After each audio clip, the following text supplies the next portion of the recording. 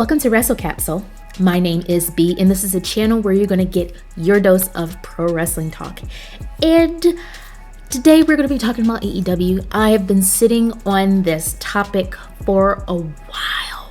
I have been trying to find the perfect time to put this out. I know I'm probably going to get some interesting comments. You know me, I don't even care. Since these rumors have been coming out about WWE being in talks with Warner Bros. Discovery as their new broadcasting partner, especially with Monday Night Raw and CM Punk coming back to WWE, being on the red brand, and you know, the whole rumors about AEW's current partnership with Warner Bros. Discovery in the future. So I thought this would be the perfect moment to just talk about some things that I've been kind of holding back on when it comes to All Elite Wrestling. Things that have bothered me for a while now. It's always this up and down thing. There's these waves where AEW gets interesting, and then it gets to the point where I'm just like, what the F is going on back there? Like, what is Toni Khan doing? The women's division. Disgusting! I feel like if you're actually going to have a women's division, which you do, you need to showcase them better. Toni Khan is not putting enough energy, not putting enough effort into the women's division, and it pisses me off till no end, especially with all the talent that this man has on his roster. And it sucks because I get that he has AEW and he also owns Ring of Honor all the time. I feel like it's too much for Tony, but let's give you some examples. Timeless Toni Storm. When this first happened, I was so freaking into it, but now after her having the championship, I don't know. I mean, I don't want to say it's getting stale, but I mean, the chip bag has been open for a little bit, and now I'm just like, okay, the chips aren't the same, okay? I don't think it's a character problem. I think it's a booking problem. I have been saying this before, like, I need her to beef with someone. I need Toni Storm to have a foil to her, and Toni Khan has not built anyone up. We have Mariah May, like, she was with Toni Storm and she's just sniffing that girl's booty cheeks, like she's just there, and she's just like so mesmerized by Toni Storm, and she wants to be trained by her and all this stuff like that. She hasn't wrestled yet in AEW, but she's there, and I'm wondering if Toni Khan is doing that thing that he always freaking does, where he's just like, stretch it out. Like, I'm wondering if the plan is for Toni Storm and Mariah May to have beef eventually. So I'm wondering if that's what Toni Khan is trying to do. But in the meantime, can we have something else? Can we have someone else for Timeless Toni Storm? Because it's just getting, it's just a little dry. It's fine. I want someone who she's directly having beef with, who is really going to give Timeless Toni Storm a run for her money. Like, there's, like, in the women's division, as I look at AEW, you have Timeless Toni Storm, who she cannot carry the women's division in terms of storyline all by herself. Toni Khan is not developing enough star power within his homegrown talent. Oh my God. What is going on with the Outcasts? We know they separated, have Ruby Soho and Saraya, and at first I thought that those two were going to stick together, but then they didn't. They had beef, and you have Cool Hand and Ruby Soho. They're playing this, you know, love interest thing. So I'm like, okay, I guess they're by themselves. I guess the Outcasts have disbanded. And even with that thing, I feel like that was a very stupid idea to stop. I get people are going to want gold. People are going to want to go after the AEW Women's World Championship. Like, I get that. You should have that aspiration in AEW. But at the same time, that group was doing some good work.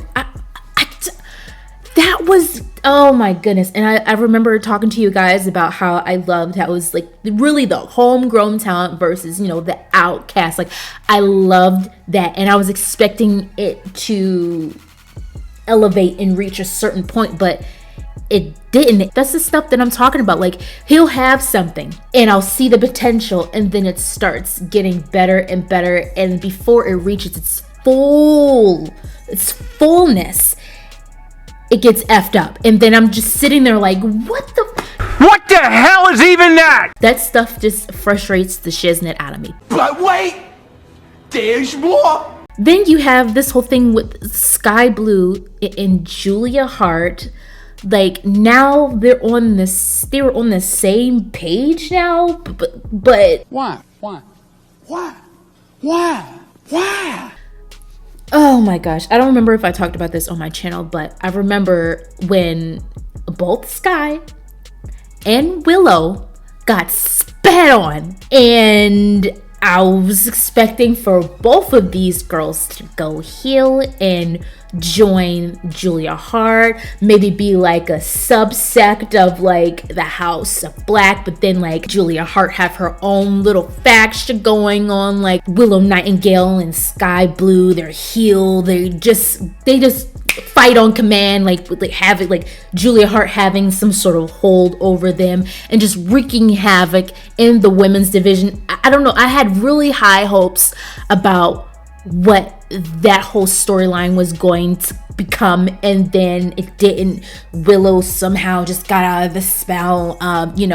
Julia Hart, I don't know if it was because Chris Statlander spoke some sense into her or something, but then it's just like Skye Blue. Oh my gosh, I don't understand why Toni will like get close to something great and then Toni is overwhelmed. Like I said earlier, like he can't do this alone. He needs a creative department. If you're not gonna have a full-on dang department, bro, at least have like 2 or 3 people or something to bounce off ideas with. Have people with fresh ideas, like instead of you doing it all by yourself, because as we can see, there's stuff that's falling through the cracks. Abadon, now I'm really excited and looking forward to Abadon going after the TBS championship and definitely giving Julia Hart a run for her money, because Abadon has been there from the get-go. That woman has given me the creeps since I first started watching All Elite Wrestling. Like, she has something, and I'm glad that she's getting more TV time. With both of them having such a dark character, I feel like this is something, and I love how Julia Hart would just like lay the TBS championship right in front of Abadon. Abadon is like, ooh, I want it. I know that Thunder Rosa was on Spanish commentary while she was recovering. I get that. But how she made it back to the ring after being out for that long, and how they did it, I didn't like it. And other people will probably say, you're reading too much into it, B. And I'm gonna say, I don't care. This is the same woman who was champion for over 170 days. 4th longest reigning AEW Women's World Champion. And she makes her in-ring coming back in, aside from being, commentary and, on-screen personality, back on as a wrestler like that on Collision. Now granted, I get it, Collision is her home, even though that is a little weird. I know there's beef with the whole Jamie Hayter, Britt Baker, but neither of them girls are there. Both of them, they both out, like they're not even on Dynamite right now. Like, I feel like Thunder Rosa deserved a little bit more respect than that. You guys let me know in the comments down below what you think. Roddy, I can hear you, man. Oh. Renee! Oh my God! It's a damn miracle. So, the devil, right?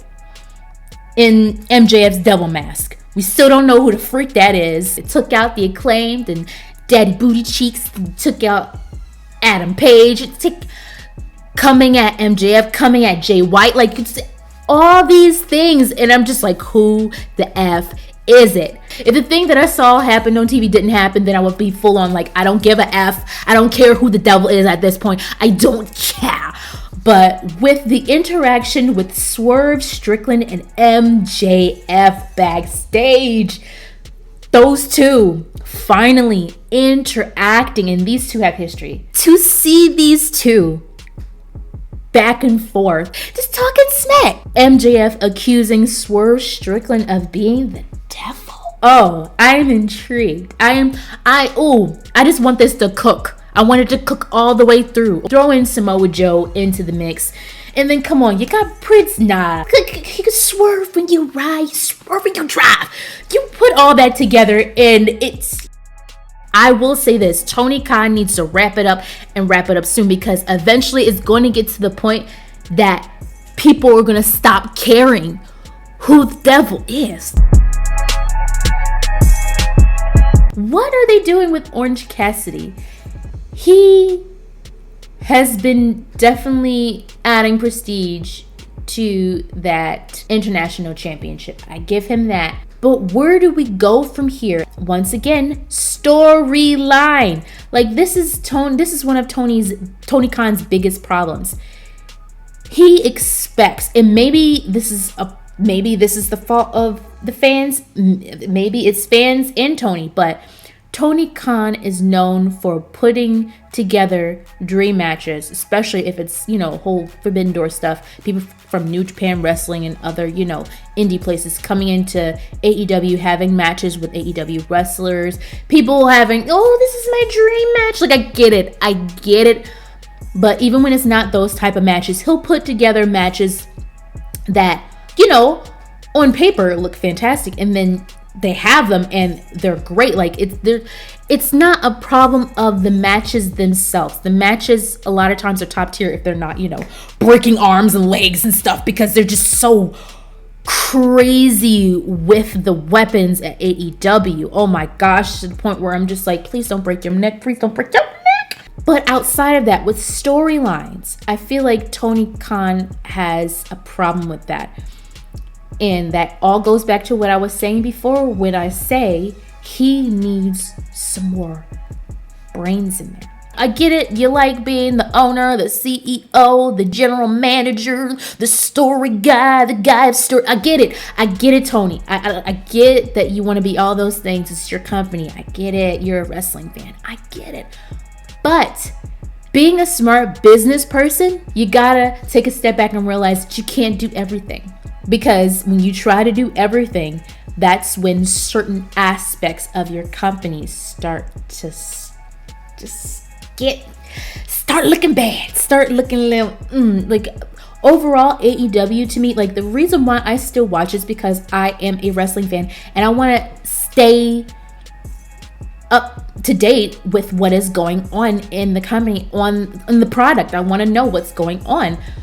But aside from that, it's gotten harder and harder for me to watch it all the way through while it's live and enjoy it before I start putting, Tony, stop.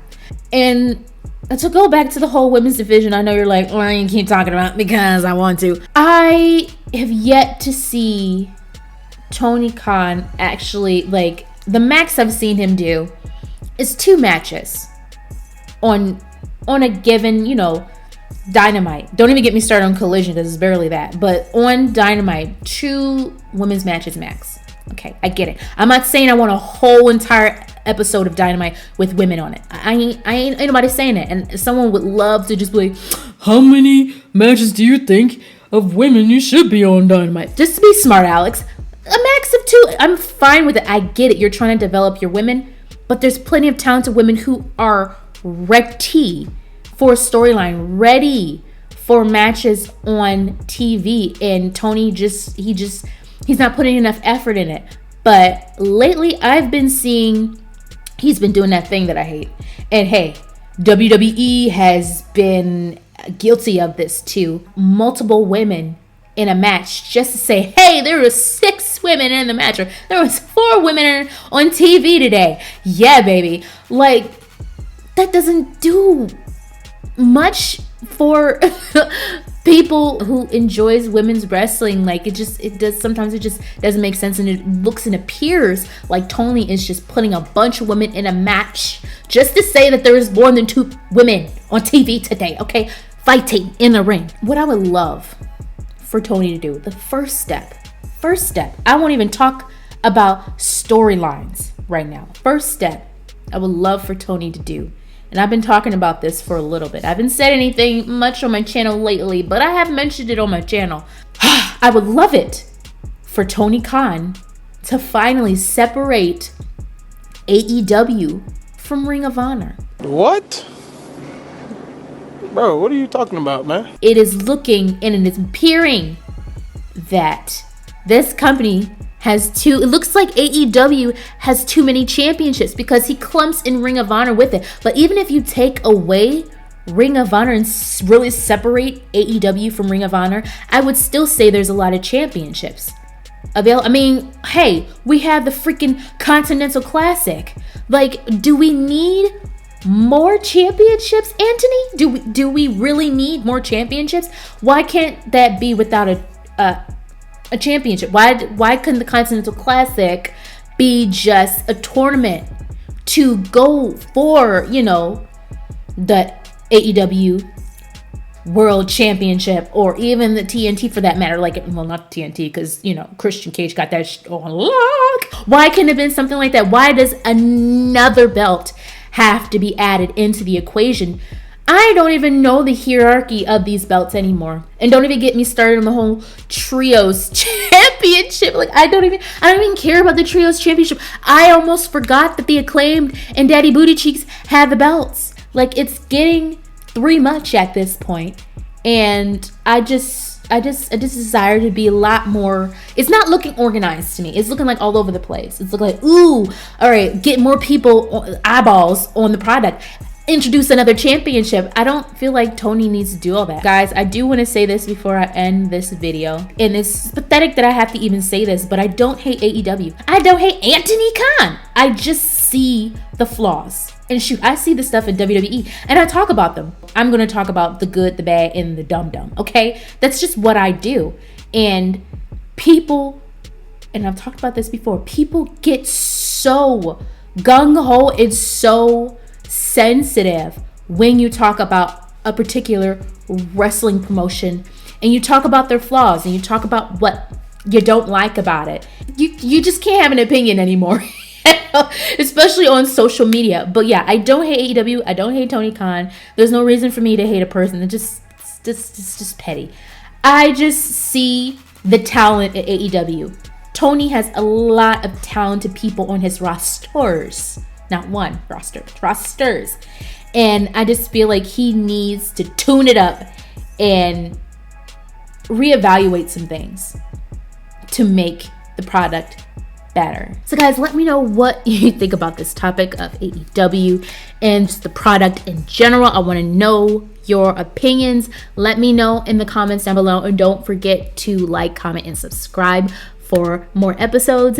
Thank you guys so much for watching. Signing off. Bye.